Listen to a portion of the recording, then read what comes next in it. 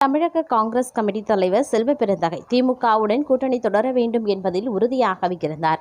இருப்பினும் ராகுல் காந்தி, பிரவீன் சக்கரவர்த்தி, கிரிஷ் ஷோடங்கர் மற்றும் வேணுகோபால் உள்ளிட்ட தேசிய தலைவர்கள் பலரும் தாவேகாவுடன் கூட்டணி வைக்க விருப்பம் கொண்டிருந்தனர். இதனால் கூட்டணி பேச்சுவார்த்தையில் கடும் இழுபறி ஏற்பட்டு ஒரு கட்டத்தில் கூட்டணி முறியும் நிலைக்கு சென்றதால் ராகுல் காந்தி கடும் கோபமடைந்தார்.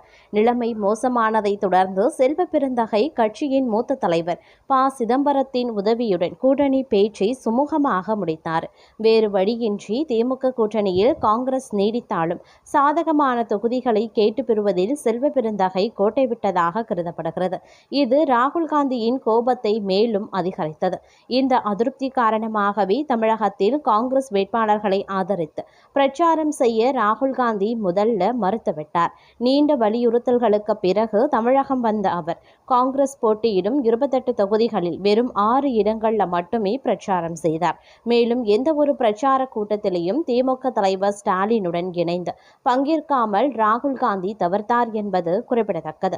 இந்நிலையில் தமிழக சட்டசபை தேர்தலில் தாவேகாவுக்கு 25% வாக்குகள் கிடைக்கும் என்ற தகவலின் அடிப்படையிலேயே அந்த கட்சியுடன் கூட்டணி அமைக்க முயன்றதாக ராகுல் காந்தி செல்வ பெருந்தகையிடம் கோபமாக தெரிவித்துள்ளதாக சிலர் கூறுகின்றனர். அப்படி கூட்டணி அமைந்திருந்தால் காங்கிரசின் 12% வாக்குகளுடன் இணைந்து தமிழகத்தின் தாவேகா தலைமையில் கூட்டணி ஆட்சி அமைத்திருக்கலாம் என்றும் அந்த அருமையான வாய்ப்பை செல்வ பெருந்தகை கெடுத்துவிட்டதாகவும் அவர் சாடியுள்ளதாக கூறுகின்றனர். தற்போது திமுக கூட்டணியில் இருப்பதால் ஏற்கனவே வெற்றி பெற்ற தொகுதிகளில் கூட மீண்டும் வெல்வது சந்தேகம் என்று ஸ்ரீபெரும்பத்தூரில் செல்வ பெருந்தகை வெற்றி பெறுவதே கடினம் என்றும் தகவல்கள் வருவதாக அவர் சுட்டிக்காட்டியுள்ளார்.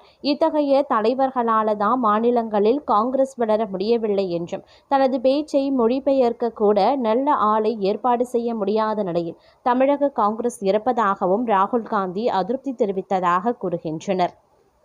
அதே நேரம் மற்றொரு புறம் பார்த்தோம் அப்படின்னா விஜயுடன் கூட்டணிக்கு தயாராகின்றாங்க அதிமுக அப்படிங்கிற ஒரு எக்ஸிட் போல் முடிவால் ரூட்டை மாற்றியே அமைச்சிருக்கிறாரு எடப்பாடி அப்படின்னு சொல்லலாம். அதாவது தமிழக சட்டசபை தேர்தலையொட்டி விஜயினுடைய தமிழக வெற்றி கழகம் கணிசமான சீட்டுகளை பெற வாய்ப்புள்ளதாக எக்ஸிட் போல் நிறுவனம் கணித்த கருத்து கணிப்பின்படி தாவேகா 98 முதல் 120 தொகுதிகள் வரை வெல்லலாம் என்று கூறப்பட்டுள்ளது. இந்நிலையில் அதிமுக தாவேகாவுடன் கூட்டணி பேச்சுவார்த்தைக்கு தயாராகி வருவதாக தகவல்கள் வெளியாகியிருந்தன.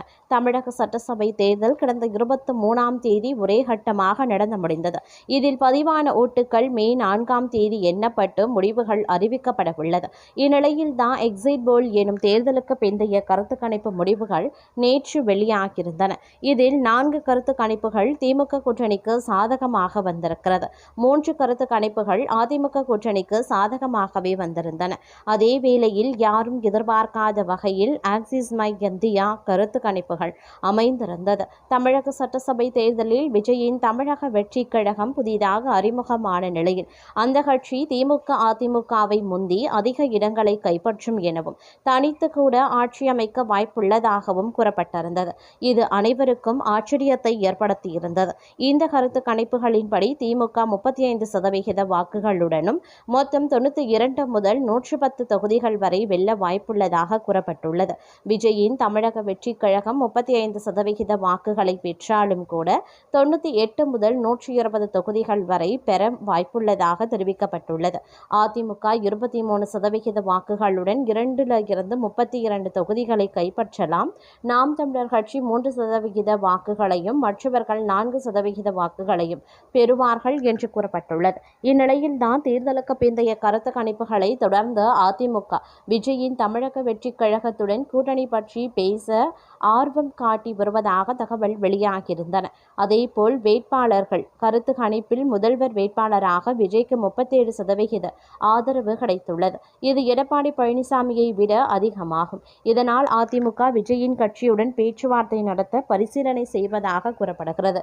மேலும் பீப்பிள் பல்ஸ் நிறுவன கருத்து கணிப்புகளின்படி திமுக 125 முதல் 145 தொகுதிகளிலையும் அதிமுக கூட்டணி 65 முதல் 80 தொகுதிகளிலையும், தாவேகா 6 தொகுதிகள் வெல்லலாம் என்று கூறப்பட்டிருந்தது.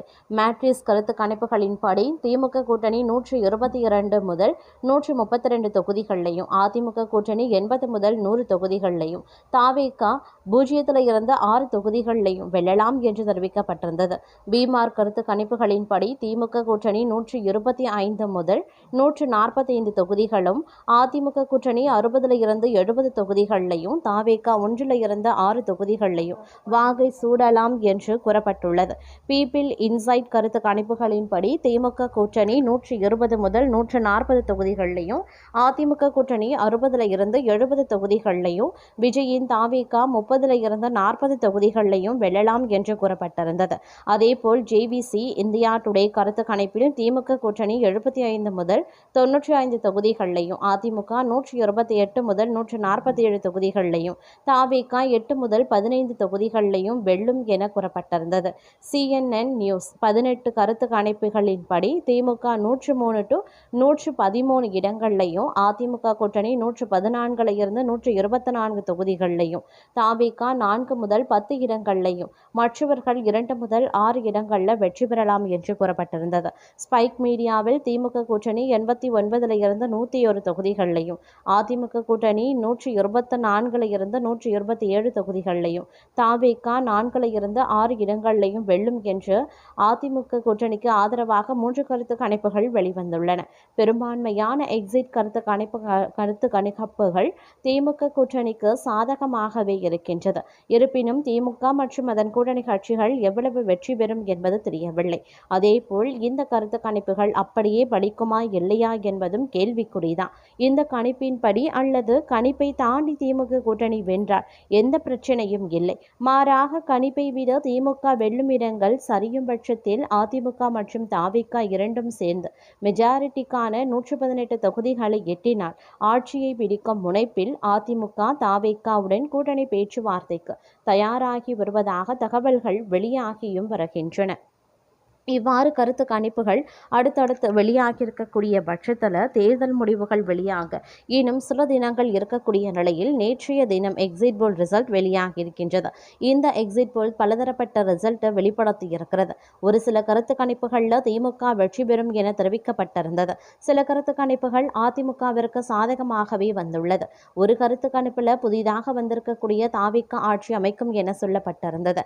ஆனால் அனைத்து கருத்து கணிப்புகளிலையும் அதிகபட்சமாக ஒரு கட்சி 120 முதல் 145 வரையிலான தொகுதிகளை தான் கைப்பற்றும் என தெரிவிக்கப்பட்டிருந்தது. கடந்த முறைகளை விட இது மிகவும் குறைவான எண்ணிக்கைகள் ஆகும். அதற்கு மிக முக்கிய காரணமாக தாவேகா கட்சி தெரிகின்றது.